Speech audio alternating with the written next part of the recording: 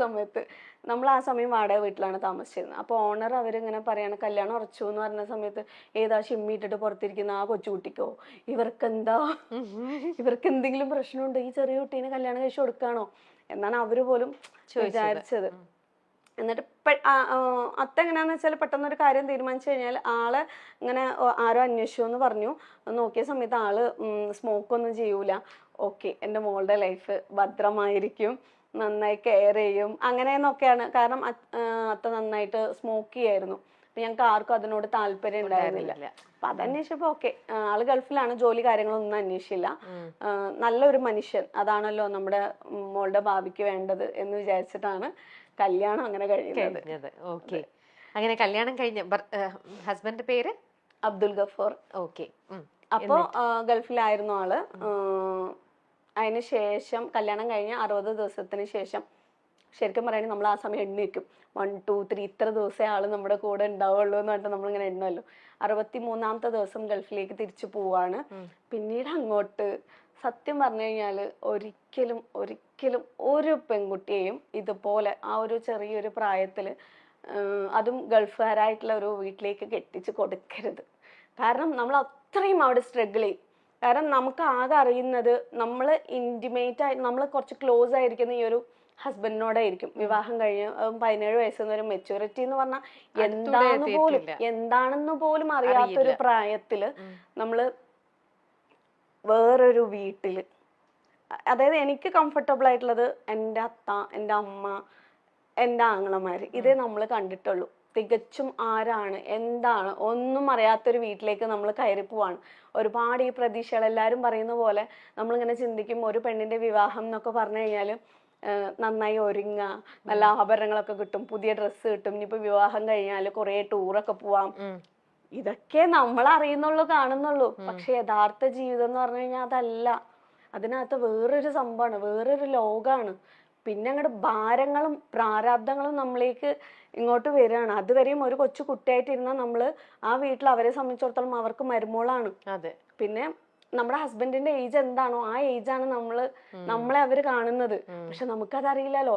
ചിലരൊക്കെ വന്നിട്ട് നമ്മളെക്കാളും വലിയ ആൾക്കാരൊക്കെ വന്നിട്ട് അമ്മായി, ആന്റി എന്നൊക്കെ വിളിക്കുമ്പോൾ ഞാൻ ആദ്യമായിട്ട് അങ്ങനത്തെ വിളികൾ കേൾക്കല്ലേ. പക്ഷെ അതൊന്നും നമുക്കൊരു പ്രോബ്ലം ആയിരുന്നില്ല.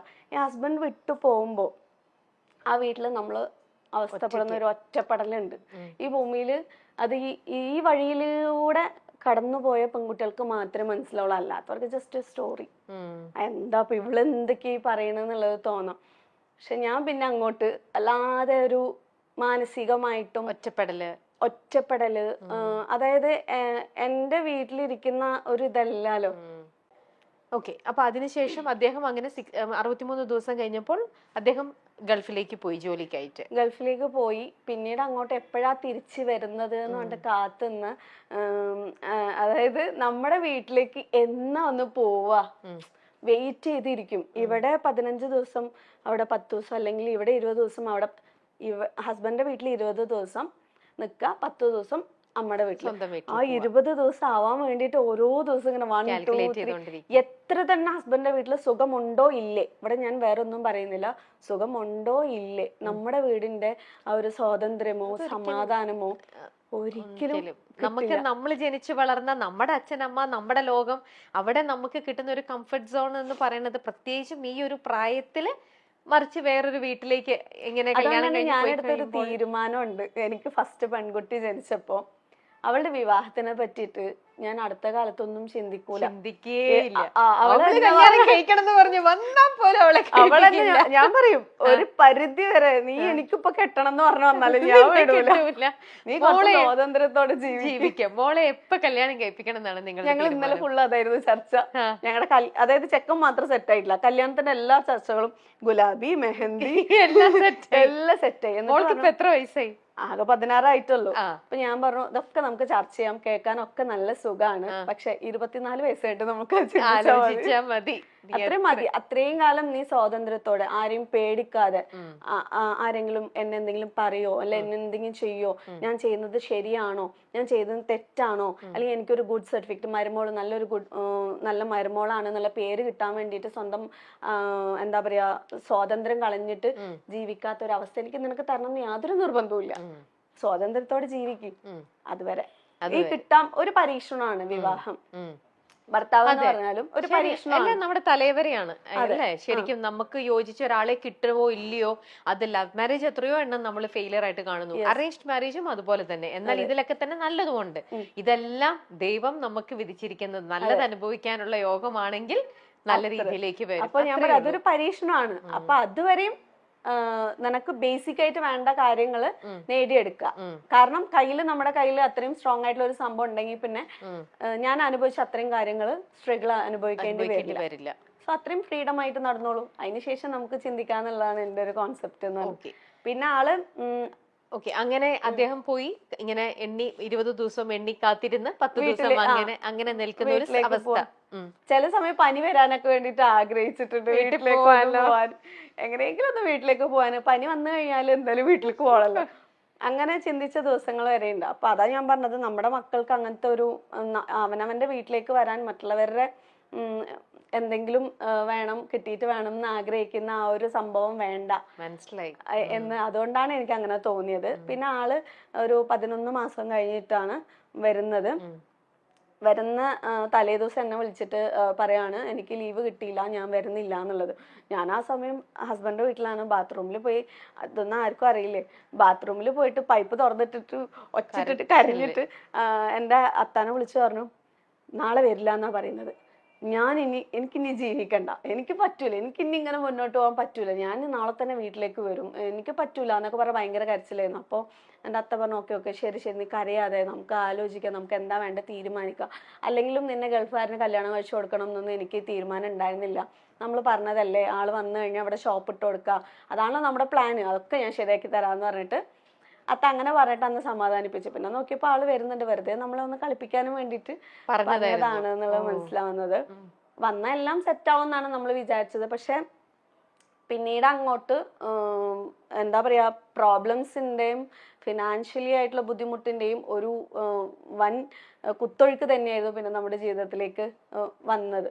ആളിപ്പോ ഗൾഫിലാണെങ്കിൽ പോലും എന്റെ കാര്യത്തിനൊന്നും അങ്ങനെ ഒന്നും സ്പെഷ്യലായിട്ട് നമുക്കൊന്നും നോക്കേണ്ട ആവശ്യമില്ല. അപ്പൊ എനിക്ക് എന്തെങ്കിലും പ്രോബ്ലംസ് അല്ലെങ്കിൽ അസുഖം വന്നു കഴിഞ്ഞാൽ ഞാൻ എന്റെ വീട്ടിൽ പോകുമ്പോഴാണ് അമ്മയാണ് ആ സമയത്ത് ഹോസ്പിറ്റലിൽ കൊണ്ടുപോകുന്നതൊക്കെ. അപ്പൊ എനിക്ക് എന്ന് പറഞ്ഞിട്ട് ചിലവിന്റെ കാര്യം നോക്കണ്ട. പക്ഷെ നാട്ടിലേക്ക് വന്നു കഴിഞ്ഞാൽ പിന്നെ ഞാൻ ആളോട് പറഞ്ഞു എനിക്ക് പഠിക്കണം. ഈ 11 മാസത്തിന് ശേഷമാണ് വീണ്ടും പഠിക്കാനുള്ള ഒരു തീരുമാനത്തിലേക്ക് എത്തുന്നത്. അപ്പൊ അത് പോസിബിൾ ആവോ, നടക്കോ, ഇവിടെ നിന്ന് പോകുന്നത് നടക്കോ എന്ന് ചോദിച്ചു. ഇത് ഞാൻ പറഞ്ഞിട്ടില്ല, അതായത് അറബി കോളേജിലേക്ക് വീണ്ടും ഡിഗ്രി എടുക്കാൻ വേണ്ടിയിട്ടുള്ള ഒരു തീരുമാനമായിരുന്നു. അപ്പം നടക്കും, എല്ലാ പണിയും ഞാൻ ചെയ്തതിന് ശേഷം ഞാൻ ഇവിടുന്ന് പോകുള്ളൂ, ആർക്കും ഒരു ബുദ്ധിമുട്ടും എൻ്റെ പഠനം കൊണ്ട് വരാത്ത രീതിയിൽ ഞാൻ ചെയ്യാന്ന് പറഞ്ഞു. കോളേജിലെ സാറൊക്കെ വിളിച്ച് സംസാരിച്ച് അവർ ഓക്കെ പറഞ്ഞു. ആഴ്ചയിൽ 3 ദിവസം അല്ലെങ്കിൽ 2 ദിവസം ക്ലാസ്സിൽ പോകുന്ന പോലെ, ബാക്കിയുള്ള ദിവസങ്ങൾ വീട്ടിലത്തെ കാര്യങ്ങൾ നോക്കുന്ന പോലെ. അപ്പൊ കുട്ടികളൊന്നും ഉണ്ടായിട്ടില്ല. അങ്ങനെ നമ്മൾ അറബി കോളേജിൽ പോയിട്ട് വീണ്ടും ഡിഗ്രിക്ക് ജോയിൻ ചെയ്ത് ക്ലാസ് ഒക്കെ അറ്റൻഡ് ചെയ്ത് അങ്ങനെ പോയിക്കൊണ്ടിരിക്കുകയാണ്. ആ സമയത്ത് മോളെ പ്രഗ്നന്റ് ആവുന്നത്. മോളെ പ്രഗ്നന്റ് ആയിട്ട് നമ്മൾ ക്ലാസ് പറ്റുന്ന പോലെ പോയി. എങ്ങനെ പോകുന്ന വെച്ചാൽ രാത്രി തന്നെ എല്ലാ പാത്രങ്ങളൊക്കെ കഴുകി ഫിനിഷ് ആക്കി വെക്കും. കാരണം എനിക്ക് നേരത്തെ ക്ലാസ്സിലോട്ട് പോകണം. അപ്പോൾ തലേ ദിവസം തന്നെ മാക്സിമം ചെയ്യാനുള്ള പണികളൊക്കെ ചെയ്തിട്ട് പാത്രങ്ങളൊക്കെ എല്ലാം കഴുകി കിച്ചൺ കംപ്ലീറ്റ് നീറ്റ് ആക്കിയതിന് ശേഷം രാവിലെ എണീറ്റിട്ട് ആണ് പോകുന്നത്, ക്ലാസ്സിലേക്ക് പോകുന്നത്. ടിഫിൻ അമ്മ റെഡിയാക്കി വെക്കും അവിടെ വീട്ടിൽ. കാരണം ഇവിടെ എനിക്ക് നിന്ന് കുക്ക് ചെയ്യാൻ പറ്റില്ല. യാത്ര ചെയ്യാൻ 1.5 മണിക്കൂറോളം നമ്മൾ വണ്ടിയിൽ നിന്നിട്ട് വേണം പോവാനും വേണ്ടിയിട്ട്. അങ്ങനെ അവിടെ നിന്ന് ടിഫിൻ ആക്കി വാങ്ങിയിട്ട് വേഗം പോകും. പിന്നെ അടുത്തടുത്തായിരുന്നോ? എന്റെ വീടും ഹസ്ബൻഡിന്റെ വീടും കുറച്ച് ഒരു 1 കിലോമീറ്ററിന്റെ ഡിസ്റ്റൻസ് ഉള്ളൂ. അതിനുശേഷം തിരിച്ച് വന്നു കഴിഞ്ഞാൽ എനിക്കായിട്ടുള്ള പണികൾ അവിടെ തന്നെ ഉണ്ടാവും. തുണി അലക്കിയതുണ്ടെങ്കിൽ ഉണക്കാനിടാനുണ്ടാവും, പാത്രം കഴുകാനുണ്ടാവും, വന്നിട്ട് ബാക്കിയുള്ള പണികൾ ചെയ്യുക. അങ്ങനെ ആയിട്ടാണ് അറബി കോളേജിൽ. അത് ഒരുപാടൊന്നും നീണ്ട് എനിക്ക് പോകാൻ പറ്റിയിട്ടുണ്ടായിരുന്നില്ല, കുറച്ചേ ഉണ്ടായിരുന്നുള്ളൂ. പിന്നെ അതിനുശേഷം പിന്നെ അത് വിട്ടു, നമുക്ക് നടക്കൂല എന്നുള്ളത് മനസ്സിലായിട്ട് അത് അവിടെ ഡ്രോപ്പ് ചെയ്തിട്ട് ഫസ്റ്റ് പ്രസവം കഴിഞ്ഞു. മോളെ പ്രഗ്നന്റ് ആയിരിക്കുന്ന സമയത്ത് അതുപോലെ ഒത്തിരി പ്രയാസങ്ങൾ അനുഭവിച്ചിട്ടുണ്ടായിരുന്നു. എന്താ പറയാ, വെയിറ്റ് എടുത്തിട്ടും അവിടെ എന്ന് പറയുമ്പോൾ പണ്ടത്തെ ആ ഒരു സ്റ്റൈലാവുമ്പോൾ തന്നെ ഈ ടാങ്കൊക്കെ ഭയങ്കര, ടാങ്കിൽ വെള്ളം നിറച്ച് വെച്ചിട്ട് അന്ന് എടുത്തിട്ട് വന്നിട്ടാണ് നമുക്ക് ഈ പാത്രങ്ങളൊക്കെ കഴുകാനും വേണ്ടിയിട്ട്. അപ്പോൾ ഞാൻ ഇതില് പോയിട്ട് ടാങ്കിന്റെ ഈ ഒരു മതിൽ എന്ന് പറയുമ്പോൾ ഇത്ര ഹൈറ്റ് ഉണ്ടാവും, ഇതിന്റെ അടുത്ത് പോയിട്ട് ഇതിനകത്തേക്ക് താഴ്ന്ന വെള്ളമായിരിക്കും, നമ്മളിത് ഹെൽപ്പ് ചെയ്യാനൊന്നും ആരും ഉണ്ടാവില്ല. അപ്പൊ ഇതിങ്ങനെ കോരി എടുത്തിട്ട് വരുമ്പോഴേക്ക് വയറൊക്കെ ഇങ്ങനെ മുട്ടിയിട്ടിരിക്കും. അപ്പൊ അടുത്ത വീട്ടില് ഇരിക്കുന്നവര് പറയും അവിടെ ഒരു കുഞ്ഞു കുട്ടീൻ്റെ, അത് എനിക്ക് ഇപ്പോഴും ഓർമ്മയുണ്ട്, ഇത് നോക്ക് ഇതുപോലെ ഒരു ജീവൻ തന്നെയാണ് നിന്റെ വയറ്റിലിരിക്കുന്നത്, നീ ഇങ്ങനെ കുനിഞ്ഞ് ഇത് എടുക്കുന്ന സമയത്ത് ആ കുട്ടിക്ക് എന്തെങ്കിലും സംഭവിക്കില്ലേ?